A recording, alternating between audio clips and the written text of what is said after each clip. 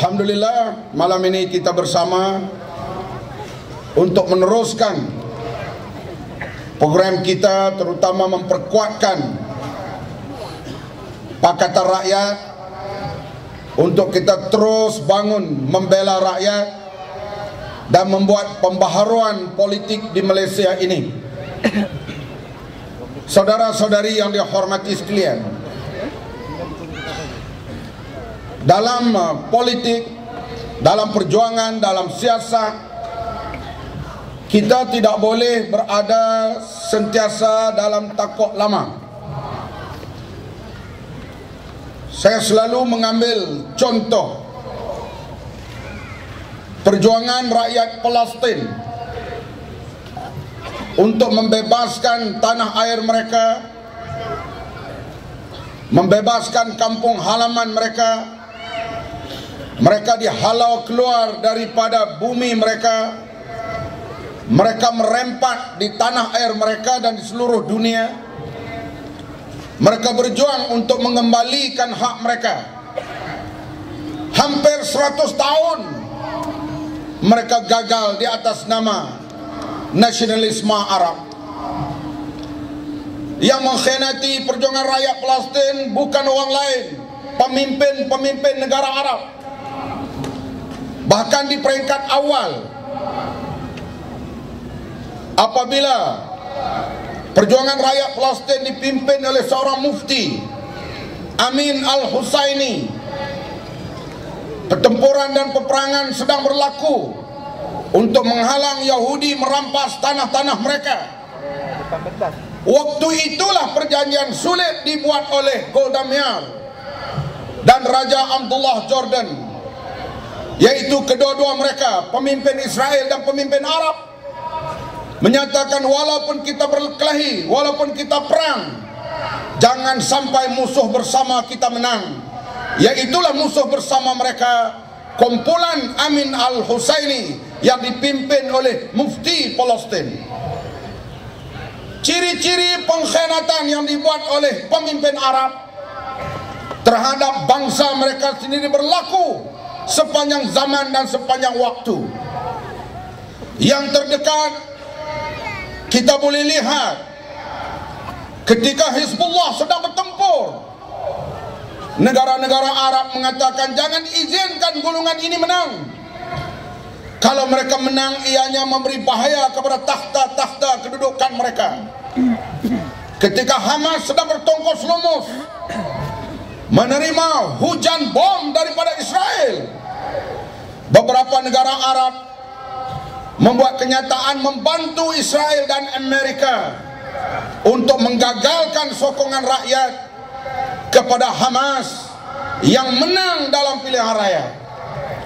Kalau pemimpin negara Arab sentiasa melakukan pengkhianatan terhadap bangsa Arab sendiri, pemimpin bangsa Melayu lakukan khianatan pada orang Melayu atau tidak? Khianat atau tidak? Sentiasa berlaku pengkhianatan terhadap perjuangan bangsa, membela agama oleh orang Melayu itu sendiri. Hadirin sekalian, rakyat Palestin membalik arah, mengubah arah. Kira-kira 15 tahun yang lalu mereka memulakan kebangkitan rakyat yang dipanggil Intifadah. Walaupun mereka mulakan dengan balingan batu untuk mengajar melawan Israel Zionis, hadirin sekalian, perjuangan mereka mula mendapat simpati daripada rakyat Palestin dan penduduk dunia. Hatta badan-badan NGO bukan Islam bersama mereka membantu perjuangan rakyat Palestin. Intifadah lah yang akhirnya melahirkan negara otonomi.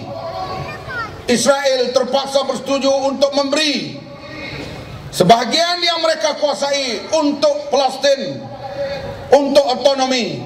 Walaupun itu adalah satu perkara tipu muslihat yang pendek, tetapi kita melihat kejayaan awal perjuangan rakyat Palestin telah mula kelihatan.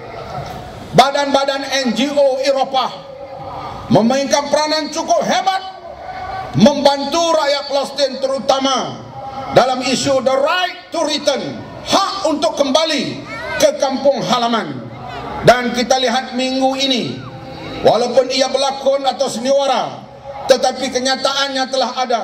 Bekas Presiden Amerika Jimmy Carter sendiri mengatakan sebarang perundingan di Palestin mesti melibatkan Hamas yang telah dipilih oleh rakyat.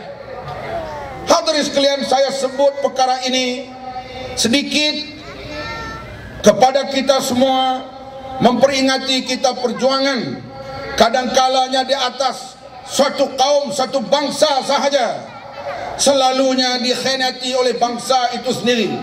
Tapi perjuangan yang meletakkan Islam sebagai dasar perjuangannya dan hak asasi sebagai langkah, sebagai propaganda, sebagai alat untuk kita terang kepada orang ramai, hak untuk kembali, hak untuk hidup, hak untuk berpersatuan, hak untuk bernegara, maka ianya menjemput hati-hati orang bukan Islam untuk bersama dan menyokongnya.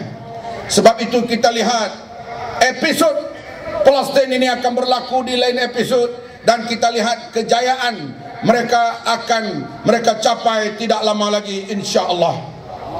Hadirin yang dihormati sekalian, kita juga lihat hadirin sekalian bahawa Nabi kita Muhammad sallallahu alaihi wasallam dalam perjuangan baginda mengemukakan melalui berbagai cara. Kita kena ingat baginda diboikot, keluarganya Bani Hashim diboikot, diletakkan di satu tempat lebih 3 tahun, diboikot, tidak berdagang dengan mereka, tidak bertegur sapa dengan mereka, tidak berkahwin dan muamalat dengan mereka lebih 3 tahun. Selepas itu hadirin sekalian, bila boikot itu ditarik balik, Nabi Muhammad SAW ke Taif pula untuk menyebarkan dakwah, memberi penerangan perjuangan keadilan. Ia tak diterima hadirin sekalian, bahkan Nabi dan rakan-rakannya direjam dengan batu, diusir daripada Taif. Kemana Nabi nak pergi? Hadirin sekalian, nak balik ke Mekah, tempat tanah tumpah darahnya, tak diizinkan oleh pembesar Mekah. Waktu itu Nabi bertemu dan mengambil bantuan daripada orang bukan Islam, seorang panglima perang, Mu'tam bin Hadi. Mu'tam bin Hadi ini gedebe, dia hebat. Kalau dia bertindak orang takut. Maka hadirin sekalian, Mu'tam bin Hadi ini menemui Rasulullah. Kamu rakyat Mekah, kamu beranak di Mekah, kalau kamu nak balik ke rumah kamu, tidak siapa boleh sekat. The right to return, hak kamu untuk kembali. Ayo masuk ke Mekah bersama dengan aku. Artinya orang bukan Islam membawa Nabi Muhammad SAW masuk semula ke Mekah, kembali ke kampung halamannya setelah diusir di Taif. Orang bukan Islam itu, dia menyokong Nabi di atas hak asasi, di atas human right, yaitu hak kepada Muhammad Mustafa sallallahu alaihi wasallam untuk kembali ke kampung halamannya. Maka panglima perang Mu'tam bin Hadi ini membantu Nabi Muhammad sallallahu alaihi wasallam di sudut hak asasi. Hadirin yang dihormati sekalian, sekarang kita di Malaysia, hadirin sekalian, UMNO telah berkuasa lebih 50 tahun. Sampai nak reput, tapi berkuasa lagi. Sebab kuasa ada di tangan mereka. Saya ingat pada tahun 93. Tahun 93 kami ada muktamar di Kota Baru, di Kuala Terengganu. Waktu itu saya dalam pemuda. Tok Guru Ni Aziz membuat ucap utama dalam muktamar pemuda kami. Di antaranya beliau mengatakan, WMG 7725 alih. Kalau tak alih, kami alihkan. Alihlah kereta ini sebelum dialihkan. Hadirin sekalian, pada waktu itu Tun Guru Aziz memberitahu kami, dan kita pun tahu, tapi dia emphasize sekali lagi, UMNO tidak kuat. UMNO tak kuat, dulu pun tak kuat. Pak Syekh Anwar Ibrahim pun tahu UMNO tak kuat.